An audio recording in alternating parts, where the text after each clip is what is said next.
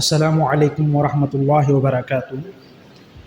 الحمد للہ رب العالمین والصلاة والسلام علی رسولنا محمد وعلى آلہ وصحبہ ومن تبعهم بإحسان إلى يوم الدین، اما بعد۔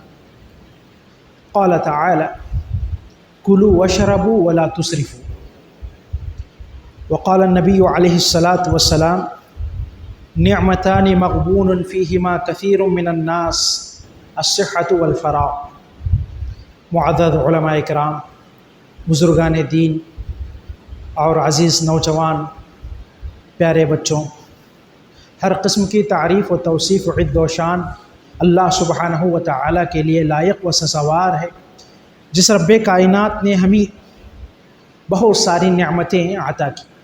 انہی نعمتوں میں سے ایک عظیم نعمت صحت اور تندرستی بھی ہے۔ معزز حاضرین، صحت و تندرستی اللہ رب العالمین کے بیش بہا نعمتوں میں سے ایک عظیم نعمت ہے۔ اس کا اندازہ اور اس کی صحیح قدر وہی لوگ کر سکتے ہیں جن کو اللہ تعالیٰ نے بیماری سے دوچار کیا یا جو لوگ بیمار ہیں۔ اسی لیے کہا جاتا ہے الصحۃ تاج علی رؤوس الاصحاء ولا یراہ الا المرضى۔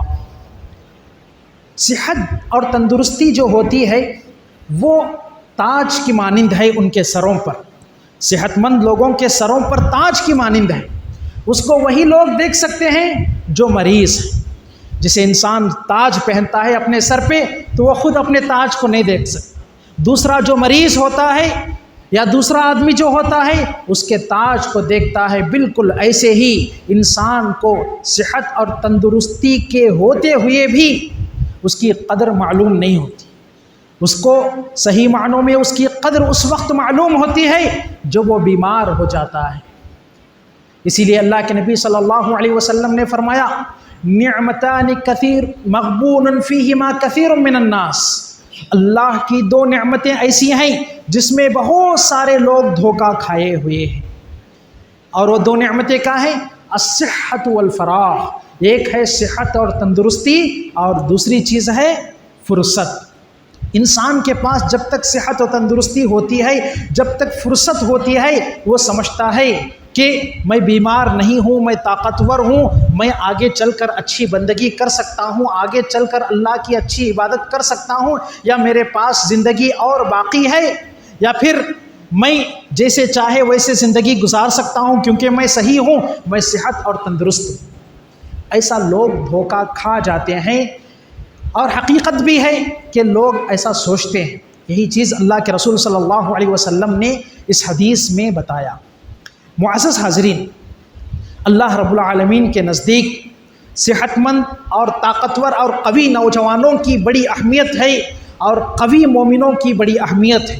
اللہ کے نبی صلی اللہ علیہ وسلم نے فرمایا المؤمن القوی خیر واحب الی اللہ من المؤمن الضعیف۔ جو مومن طاقتور ہوتا ہے، قوی ہوتا ہے، صحت مند ہوتا ہے، وہ مومن اللہ کے نزدیک کمزور مومن سے بہتر ہے۔ کیوں؟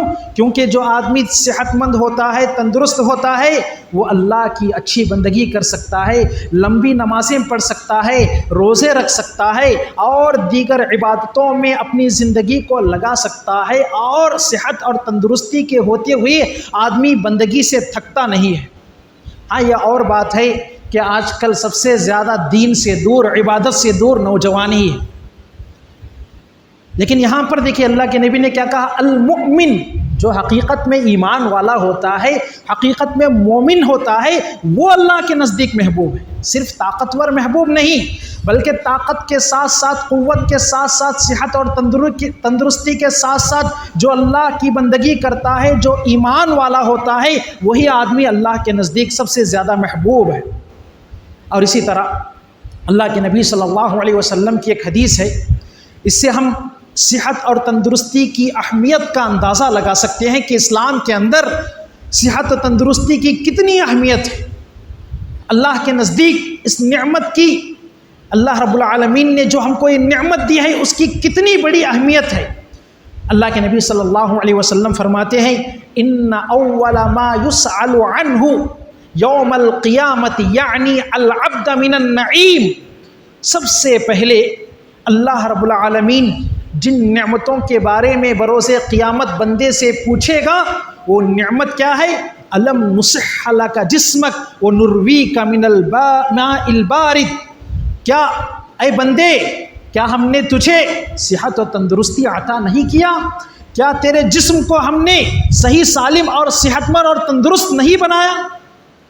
سب سے پہلا سوال ہوگا یہ، وَنُرْوِيكَ مِنَ الْمَاءِ الْبَارِدِ، اور اس کے بعد پوچھا جائے گا کیا تجھ کو ہم نے دنیا میں میٹھے اور ٹھنڈے پانی سے سیراب نہیں کیا؟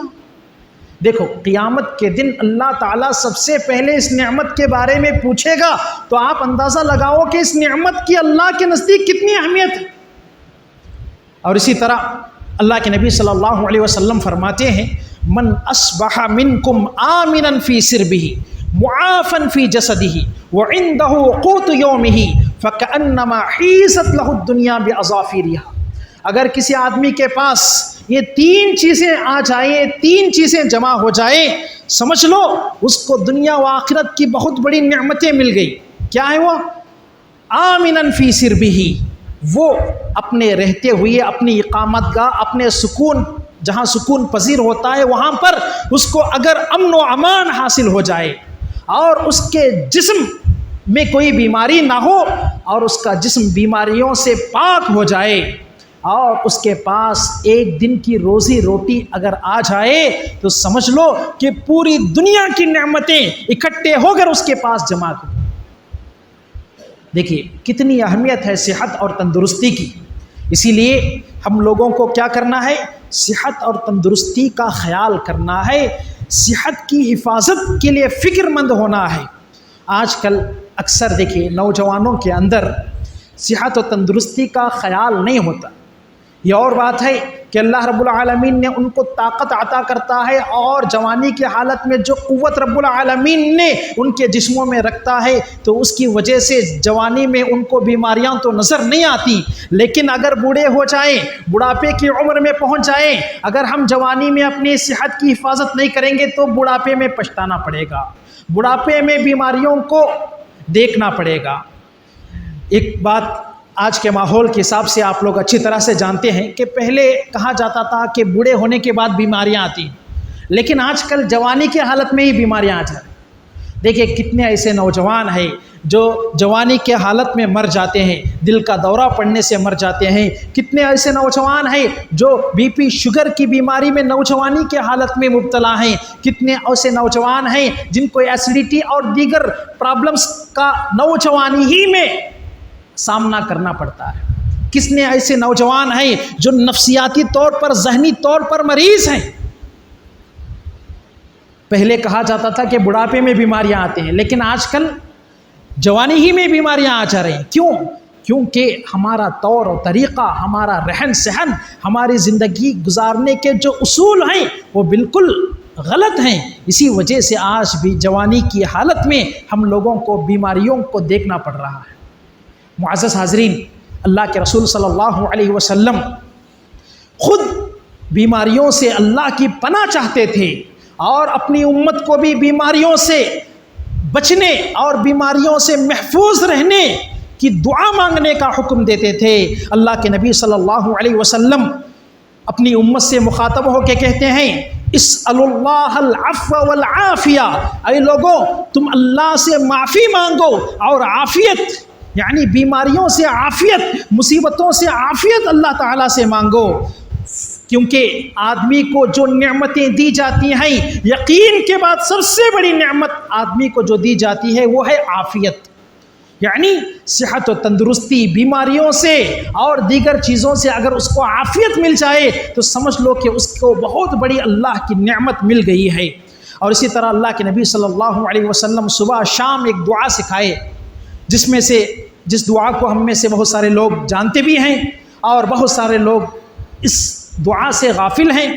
کیا ہے دعا؟ اللہم انی اسألک العافیت فی الدنیا والآخرہ، اللہم انی اسألک العافیت عفو والعافیت فی دینی و دنیایا، اے اللہ دنیا و آخرت میں میں عافیت چاہتا ہوں، اے اللہ میرے دین میں اور میرے دنیا میں میں تیری درگزر اور تیری عافیت اے اللہ مجھے چاہیے، میں چاہتا ہوں۔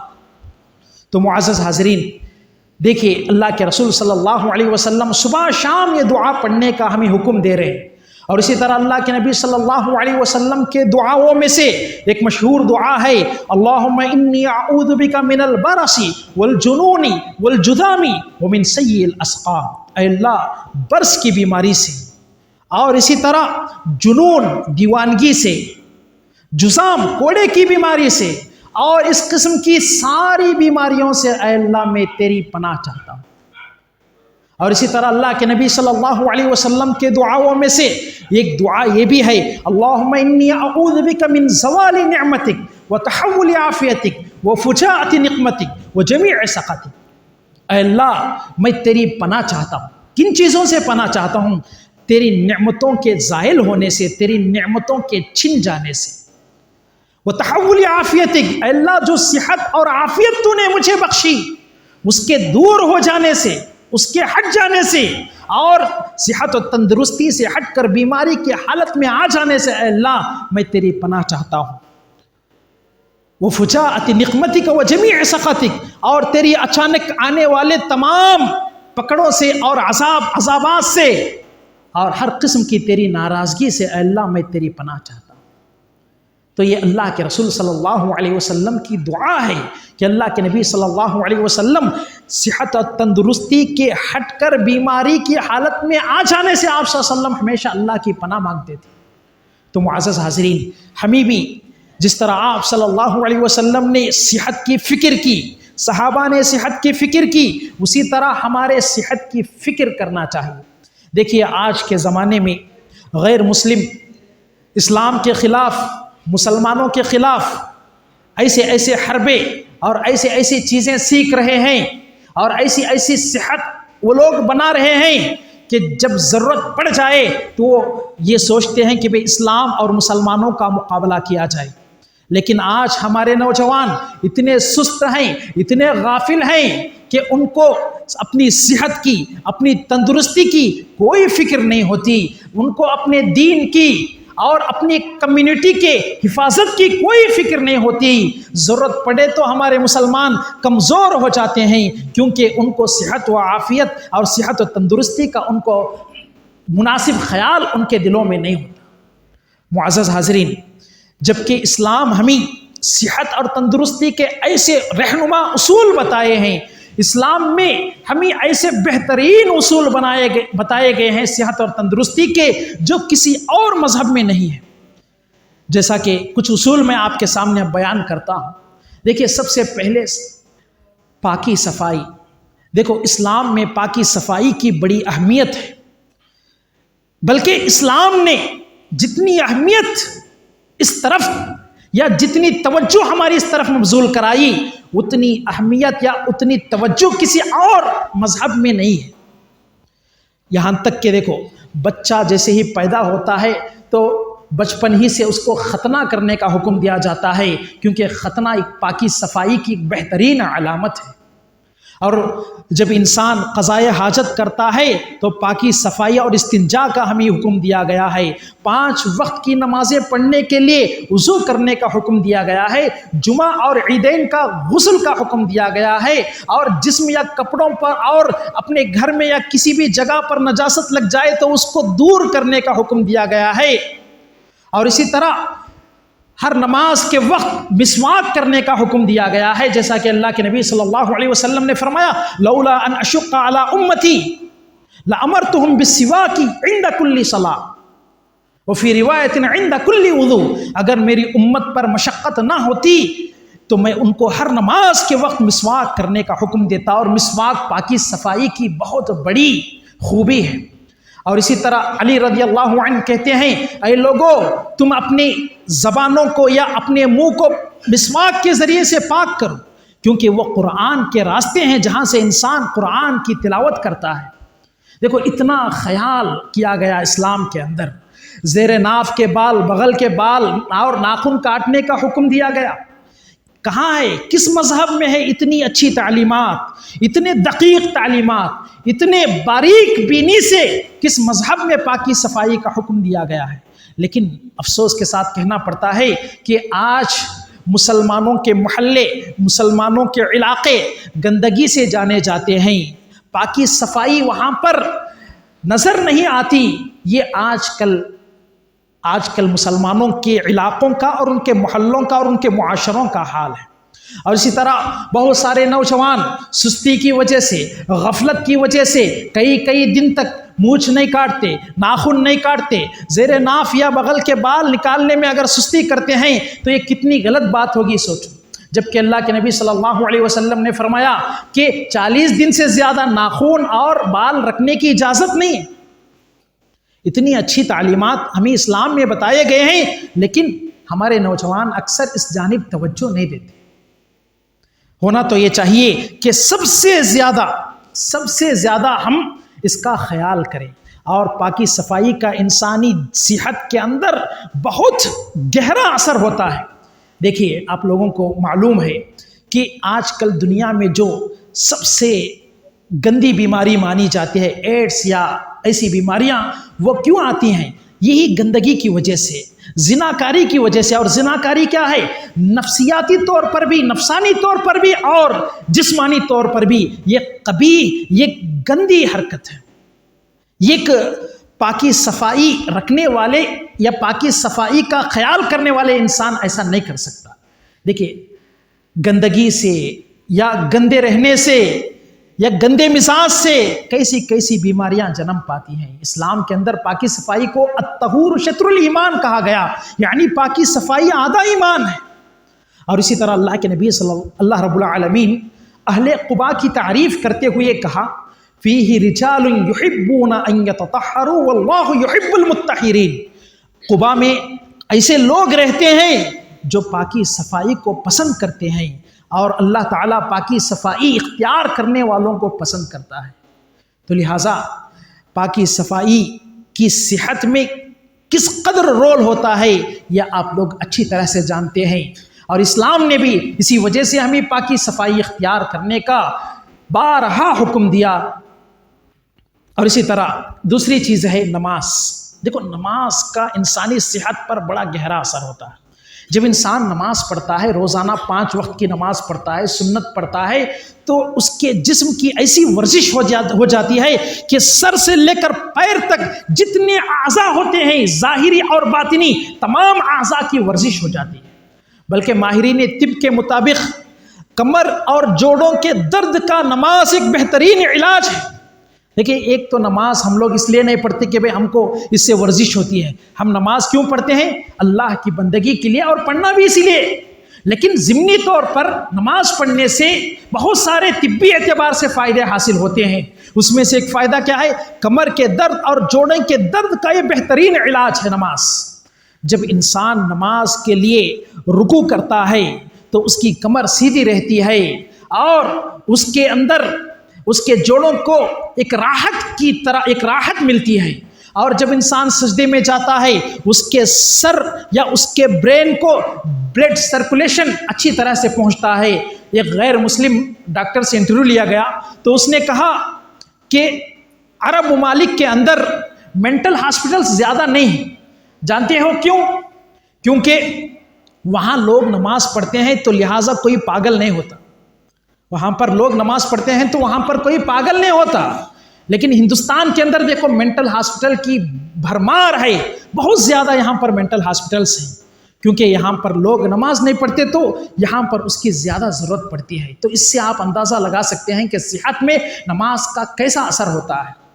اور اسی طرح نفسیاتی طور پر نماز سے دل کو سکون ملتا ہے، ذہن کو راحت ملتی ہے، ڈپریشن اور ذہنی تناؤ جیسی کیفیت نماز کے ذریعے سے دور ہو جاتی ہے۔ اسی لیے اللہ کے نبی صلی اللہ علیہ وسلم کیا کہتے تھے؟ یا بلال ارحنا بالصلاۃ، اے بلال نماز کے ذریعے سے تم مجھے راحت پہنچاؤ۔ نماز سے راحت ملتی ہے۔ بلکہ اللہ کے رسول صلی اللہ علیہ وسلم نے کہا، جعلت قرۃ عینی فی الصلاۃ، نماز میری آنکھوں کی ٹھنڈک ہے، یعنی نماز پڑھنے سے مجھے سکون ملتا ہے، نماز پڑھنے سے مجھے اطمینان ملتا ہے، اور نماز پڑھنے سے میرے دل کو سکون اور راحت فراہم ہوتی ہے۔ لیکن افسوس کی بات یہ ہے کہ آج مسلمان کتنے لوگ نماز پڑھتے ہیں؟ سر بہت کم لوگ آج نماز پڑھتے ہیں۔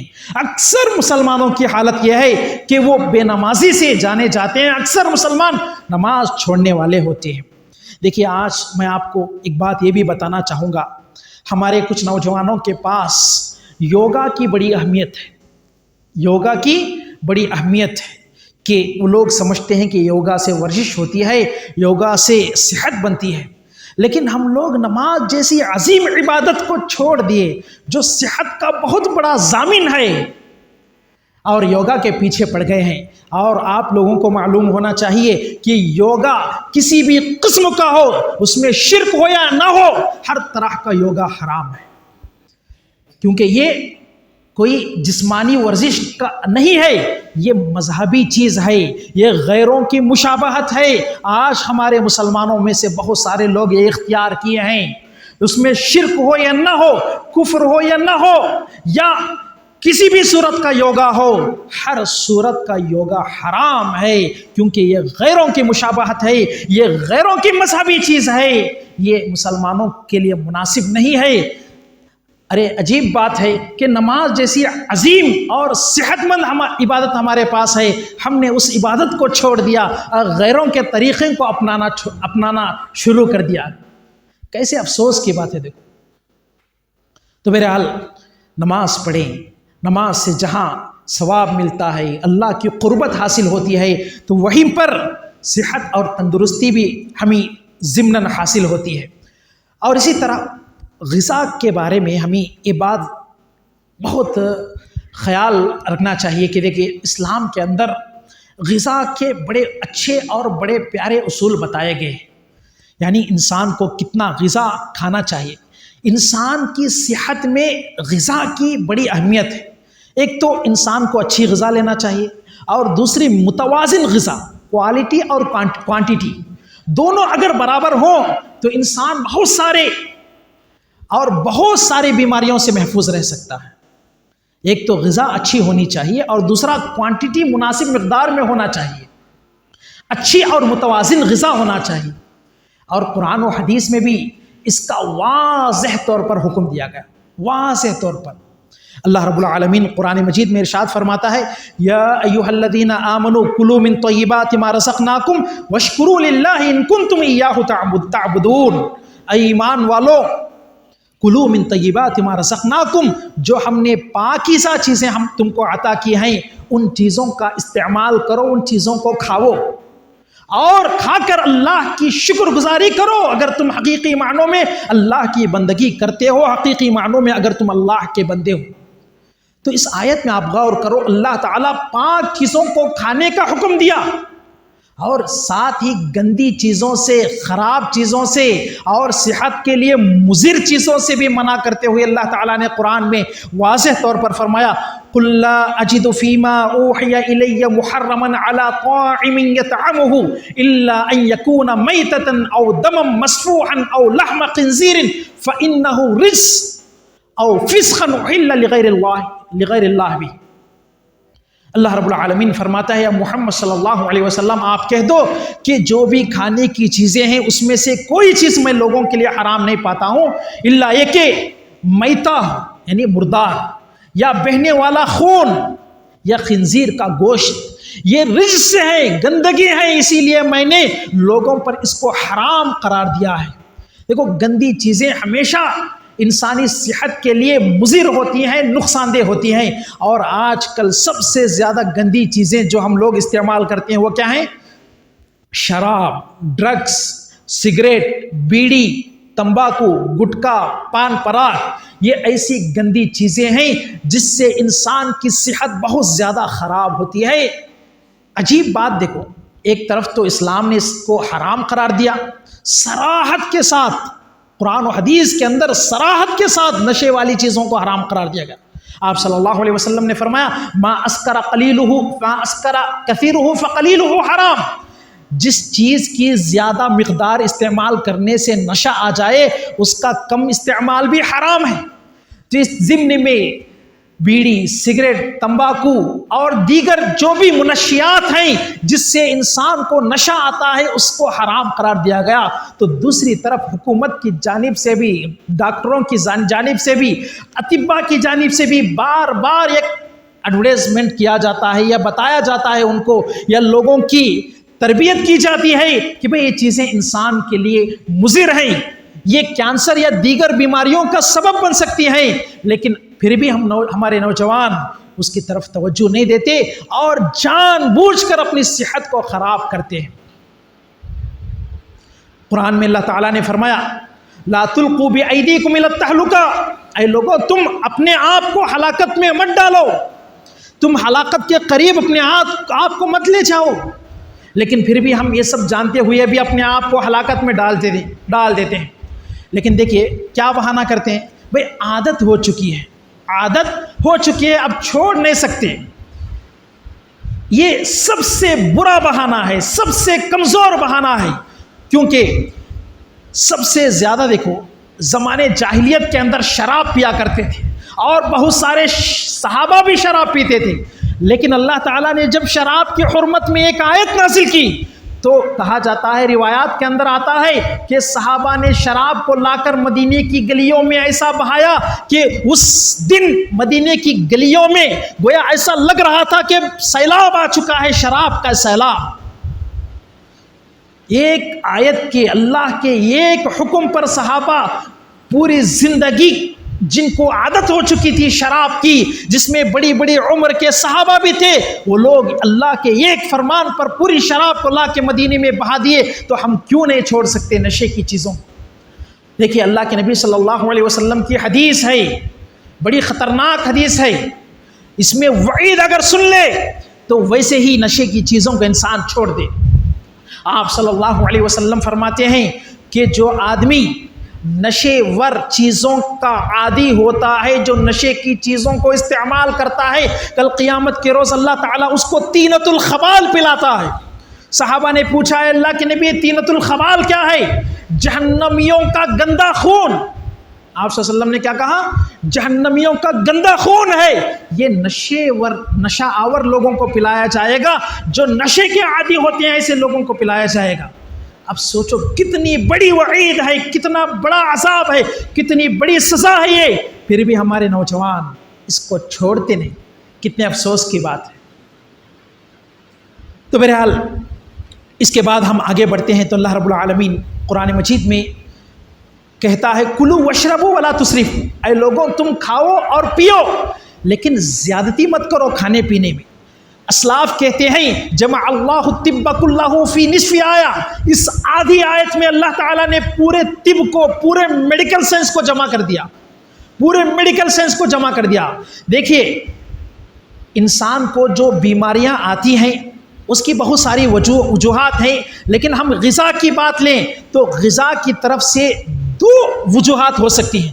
ایک نیوٹریشن کی کمی، یعنی اچھے غذا کی کمی، اسی لیے اللہ نے کیا کہا کلو وشربو، کھاؤ اور پیو۔ نیوٹریشن کی کمی نہیں ہونا چاہیے، غذا کی کمی نہیں ہونا چاہیے۔ اور دوسری وجہ ہے زیادہ کھانا، حد سے زیادہ کھانا، ضرورت سے زیادہ کھانا، اسی لیے اللہ نے آگے کیا کہا ولا تسرفو، تم اسراف مت کرو، تم زیادتی مت کرو۔ اسی لیے اسلاف نے کیا کہا، پوری اس آدھے آیت میں اللہ تعالیٰ نے پوری میڈیکل سائنس کو جمع کر دیا، پورے طب کو جمع کر دیا اللہ تعالیٰ نے۔ اسی لیے اللہ کے رسول صلی اللہ علیہ وسلم کیا کہتے ہیں کہ انسان سب سے برا جو برتن بھرتا ہے اس کا پیٹ ہے۔ اگر انسان کو صحت اور تندرستی کے ساتھ رہنا ہے یا زندگی گزارنا ہے تو کچھ لقمے اس کے لیے کافی ہیں جو اس کے پیٹ کو سیدھی کر دیں۔ اگر کھانا ضروری ہے تو اس انداز سے کھاؤ کہ 1/3 حصہ اپنے کھانے کے لیے اور 1/3 حصہ، 1/3 حصہ اپنے پینے کے لیے اپنے پیٹ کو استعمال کرو، اور باقی 1/3 سانس لینے کے لیے اپنے پیٹ کو راحت پہنچانے کے لیے استعمال کرو۔ لیکن افسوس کی بات ہے کہ ہم لوگ اس جانب توجہ ہی نہیں دیتے، اکثر پیٹ بھر کے کھا جاتے ہیں۔ یہ غلط بات ہے، یہ اچھی بات نہیں ہے، بلکہ شریعت کے اندر اللہ کے رسول صلی اللہ علیہ وسلم نے، اگر آپ اللہ کے نبی کی سیرت کو لے لیں گے، اپنے اللہ کے نبی کی حیات کو، اللہ کے نبی کی زندگی کو لے لیں گے، تو آپ صلی اللہ علیہ وسلم دیکھو بھوکے پیاسے رہتے تھے، اکثر روزہ رکھا کرتے تھے، اسی وجہ سے آپ صلی اللہ علیہ وسلم صحت مند رہتے تھے۔ اور اسلامی اصول میں جو ارکان اسلام میں جو اہم رکن ہے روزہ ہے، اور روزہ صحت و تندرستی کا بہت بڑا ضامن ہے۔ آج کل کے ڈاکٹر بھی کہتے ہیں کہ روزہ رکھنے سے انسان کی باڈی ڈیٹاکس ہوتی ہے، اس کے قوت مدافعت میں زیادتی ہوتی ہے، بلکہ بعض ماہرین طب کا یہ کہنا ہے کہ جب انسان خالی پیٹ رہتا ہے تو اس کے کینسر کے خلیات کو بھی انسان کے جسم کے جراثیم کھا جاتے ہیں، اور اسی طرح بہت سارے روزہ رکھنے سے انسان کو فائدے حاصل ہوتے ہیں جسمانی طور پر اور صحت کے طور پر۔ لہٰذا اللہ کے رسول صلی اللہ علیہ وسلم کی زندگی کو لے لو، آپ صلی اللہ علیہ وسلم دیکھو اکثر روزہ رکھا کرتے تھے، تو لہٰذا ہمیں بھی روزہ رکھنا چاہیے اور پیٹ بھر کھانے سے بچنا چاہیے۔ اور معزز حاضرین، یہاں پر یہ بات بھی بتانا مناسب ہے کہ آج کل ڈاکٹر کہتے ہیں کہ جلدی کھانا چاہیے رات میں، اور جلدی سونا چاہیے، اور جلدی جاگنا چاہیے، لیکن اسلام نے یہ تعلیمات تو بہت پہلے ہی دی ہیں۔ اللہ کے نبی صلی اللہ علیہ وسلم نے کہا اگر مغرب کی نماز کا وقت ہو جائے، کھانا حاضر ہے تو کھانا پہلے کھا لیا کرو، بعد میں مغرب کی نماز پڑھو۔ دیکھو مغرب سے پہلے کھانے کا ہمیں شریعت کے اندر حکم دیا گیا۔ اور اسی طرح اللہ کے رسول صلی اللہ علیہ وسلم نے عشاء کے بعد بات کرنے سے منع کیا، عشاء کے بعد بات کرنے کو نہ پسند کیا۔ جلدی سونا ہے، اور صبح کی نماز کے لیے اذان جب دی جاتی ہے تو تب جاگنا ہے، اگر ہو سکے تو پہلے ہی جاگنا ہے اگر کوئی تہجد کے پابند ہو تو کتنی اچھی تعلیمات ہیں صحت اور تندرستی کے حوالے سے اسلام کے اندر، لیکن ہم لوگ اس کی طرف توجہ نہیں دیتے۔ آج ڈاکٹر کہتے ہیں تو ہم لوگ مان لیتے ہیں، ان کی بات کی تعمیل کر لیتے ہیں، اور ان کے کہنے پر ہم ان چیزوں پہ عمل تو کر لیتے ہیں، لیکن جبکہ اسلام نے ہمیں یہ چیزیں سب بہت پہلے ہی بتائے ہیں۔ اور معزز حاضرین، اسی طرح اللہ کے رسول صلی اللہ علیہ وسلم کھڑے ہو کر پینے سے، کھانے سے اور فاسٹ تیزی کے ساتھ پینے سے منع کیا۔ اسی لیے اللہ کے رسول صلی اللہ علیہ وسلم نے کیا کہا کہ تم 3 سانسوں میں پانی پیو۔ کیوں؟ فَإِنَّهُ أَرْوَى وَأَبْرَى وَأَمْرَى۔ آپ صلی اللہ علیہ وسلم نے کہا کہ اس سے انسان کو زیادہ سیرابی حاصل ہوتی ہے، زیادہ وہ محفوظ رہ سکتا ہے، اور زیادہ مزہ بھی آتا ہے۔ 3 وجوہات آپ صلی اللہ علیہ وسلم نے بیان کی۔ ایک تو زیادہ سیراب ہو سکتا ہے، دوسری چیز بیماریوں وغیرہ سے محفوظ ہو سکتا ہے، اور تیسری چیز زیادہ مزہ بھی آتا ہے۔ آج کل ڈاکٹروں کا کہنا ہے کہ اگر انسان کھڑے ہو کر پانی پیتا ہے تو تیزی سے جب پانی معدے کو پہنچتا ہے تو اس کی وجہ سے انسانی معدے کو بہت ساری بیماریوں کا سامنا کرنا پڑتا ہے، جس میں ایسیڈیٹی بھی ہے، اور اپینڈکس جیسی بیماری ہے، ہائیڈروسل اور ہرنیا جیسی بیماریاں کھڑے ہو کر پانی پینے سے آ سکتی ہیں۔ معزز حاضرین، تو اسلام کے اندر 3 سانسوں میں پانی پینے کا حکم دیا گیا، اور کھڑے ہو کر پانی پینے سے روکا گیا۔ کتنی اچھی تعلیمات ہیں صحت اور تندرستی کے حوالے سے اسلام کے اندر۔ اور اسی طرح ایسی بہت ساری باتیں ہیں غذا کے تعلق سے، میں آگے اور دیگر چیزیں ہیں، دیگر باتیں ہیں، اس کی طرف آگے بڑھتا ہوں۔ دیکھیے اسلام میں جہاں احتیاطی تدابیر کو اپنانے کا حکم دیا گیا، وہیں پر بہترین علاج بھی بتایا گیا، جیسا کہ اللہ رب العالمین نے قرآن میں شہد کے بارے میں فرمایا فیہ شفاء للناس، شہد کے اندر لوگوں کے لیے شفا ہے۔ ایک صحابی آپ صلی اللہ علیہ وسلم کے پاس آتے ہیں اور کہتے ہیں کہ اے اللہ کے نبی، میرے بھائی کو پیٹ درد ہو چکا ہے اور اسہال یعنی لوز موشن کی بیماری ہو گئی ہے، اس کے پیٹ میں تکلیف ہے۔ تو آپ صلی اللہ علیہ وسلم نے کہا اس کو شہد پلاؤ۔ دوسرے دن وہی صحابی آتے ہیں، کہتے ہیں اللہ کے نبی تکلیف اور زیادہ ہو چکی ہے، شفا نہیں مل رہی ہے۔ تو آپ صلی اللہ علیہ وسلم نے فرمایا اس کو شہد پلاؤ۔ تیسری مرتبہ آتے ہیں تو آپ صلی اللہ علیہ وسلم نے فرمایا کہ اللہ تعالیٰ نے سچ کہا لیکن تیرے بھائی کا پیٹ جھوٹا ہے، کیونکہ اللہ نے کیا کہا فیہ شفاء للناس، اس میں لوگوں کے لیے شفا ہے۔ اللہ نے سچ کہا لیکن تیرے بھائی کا پیٹ جھوٹ کہہ رہا ہے۔ تو پھر اس کو شہد پلاؤ۔ تو آپ صلی اللہ علیہ وسلم کے کہنے پر وہ صحابی جاتے ہیں اور پھر اپنے بھائی کو شہد پلاتے ہیں، تو ان کی جو بیماری ہوتی ہے وہ کنٹرول میں آ جاتی ہے اور اسہال اور موشن اس کے رک جاتے ہیں اور اس کا پیٹ درد ختم ہو جاتا ہے۔ اسی لیے کہتے ہیں کہ پیٹ کے درد کی بیماریوں کا سب سے بہترین علاج شہد ہے، اور سردی کی بیماریوں کا سب سے بہترین علاج شہد ہے۔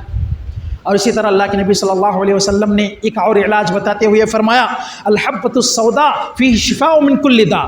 حبۃ السوداء یعنی کلونجی، دیکھیں کلونجی کی خاصیت گرم ہوتی ہے اور اس سے ہر بیماری سے شفا ملتی ہے۔ حافظ ابن حجر رحمہ اللہ فرماتے ہیں کہ سردی کی بیماریوں سے کلونجی سے شفا ملتی ہے۔ یعنی یہاں پر دیکھو، ہر بیماری سے مطلب ساری بیماریاں نہیں، ہر بیماری سے مطلب ہر وہ بیماری جس کے ذریعے سے کلونجی سے علاج ہو سکتا ہے۔ خاص کر سردی سے جو آنے والی بیماریاں ہیں، دمہ ہے، الرجی ہے، اور جو دیگر بیماریاں ہیں، ٹی بی وغیرہ کی بیماری جو سردی کی وجہ سے زیادہ آتی ہیں، ان کا بہترین علاج شہد اور کلونجی ہے۔ اور اسی طرح اللہ کے رسول صلی اللہ علیہ وسلم نے ایک بہترین علاج بتایا، حجامہ اور پچھنا لگانا۔ آپ صلی اللہ علیہ وسلم نے فرمایا کہ شفا 3 چیزوں میں ہے۔ کیا ہیں وہ 3 چیزیں؟ شربت عسل، شہد پینا، اور شرطۃ محجم، پچھنا لگانا، اور آگ سے داغنا۔ ان 3 چیزوں میں شفا ہے، لیکن آگ سے داغنے کو میں اپنی امت کو منع کرتا ہوں۔ آپ صلی اللہ علیہ وسلم نے فرمایا وَعَنْهَا أُمَّتِي عَنِ الْكَيْ، آگ سے داغنے کو میں اپنی امت کو منع کرتا ہوں۔ تو آگ سے داغنا تو نہیں چاہیے، لیکن پچھنا لگانا اور شہد پینا یہ بہت بہترین علاج ہے بیماریوں کا۔ تو دیکھیں اسلام کے اندر جہاں احتیاطی تدابیر بتائے گئے ہیں، وہیں پر بہترین بیماریوں کا علاج بھی بتایا گیا ہے۔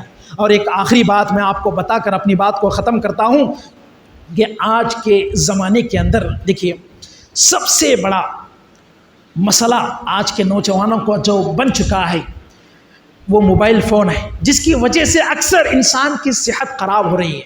اس کی وجہ سے نوجوانوں کی صحت اکثر خراب ہوتی ہے۔ اس کی وجہ سے نروس کی بیماری آ جاتی ہے، ذہنی پریشانی آ جاتی ہے، ڈپریشن آ جاتا ہے، نیند کی کمی کی وجہ سے بہت ساری جسمانی اور نفسیاتی بیماری کے انسان آج شکار ہو رہے ہیں۔ اخلاقی طور پر تو بہت ساری بیماریاں ہیں، لیکن جسمانی طور پر بھی بہت ساری بیماریوں میں آج کے نوجوان بیماریوں کے شکار ہو رہے ہیں۔ کیوں؟ موبائل کے استعمال کی وجہ سے۔ موبائل کا استعمال یہ بہت خطرناک ہے، بلکہ یہ چیزیں علماء سے زیادہ آج کل نوجوان جانتے ہیں کہ موبائل کتنا خطرناک ہے انسانی صحت کے لیے اور انسانی نفسیات کے لیے، نفسانی طور پر بھی، نفسیاتی طور پر بھی، ذہنی طور پر بھی، اور دل و دماغ کے لیے جہاں یہ نقصان دہ ہے، وہیں پر جسمانی طور پر بھی اس سے بہت سارے خرابیاں جنم لیتی ہیں، بہت ساری بیماریاں اس کی وجہ سے وجود میں آتی ہیں۔ لہٰذا ہم لوگوں کو ان سارے کاموں کو چھوڑ دینا چاہیے جن سے ہماری صحت خراب ہو سکتی ہے، جن سے ہماری اللہ رب العالمین نے جو ہمیں صحت کی عافیت دی ہے اس سے ہم محروم ہو سکتے ہیں۔ ایسے ساری چیزوں سے ہمیں بچنا چاہیے، ان ساری چیزوں سے ہم اپنے آپ کو محفوظ کرنا چاہیے۔ اسلام نے صحت و تندرستی کا بڑا بہترین خیال اسلام میں کیا گیا ہے، اور بہت بہترین اصول ہمیں صحت و تندرستی کے حوالے سے بتائے گئے ہیں، جن کو اپنانے سے ہم دنیا میں صحت و تندرستی کے ساتھ رہ سکتے ہیں، تو آخرت میں ثواب سے بھی ہم اپنے آپ کو سرفراز کر سکتے ہیں، اور اللہ کی قربت بھی ہمیں نصیب ہو سکتی ہے۔ اللہ رب العالمین سے دعا ہے کہ اللہ رب العالمین ہم تمام کو اللہ رب العالمین اور اللہ کے رسول صلی اللہ علیہ وسلم کے بتائے ہوئے طریقے کے مطابق زندگی گزارنے کی توفیق عطا فرمائے۔ اللہ رب العالمین ہم کو صحت و تندرستی عطا فرمائے۔ اللہ رب العالمین صحت و تندرستی کے جو چیزیں صحت و تندرستی میں رکاوٹ بن رہتی ہیں، ان چیزوں سے اللہ تعالی ہمیں بچائے رکھے۔ آمین وآخر دعوانا الحمد للہ رب العالمین۔ آمین آمین۔ السلام علیکم۔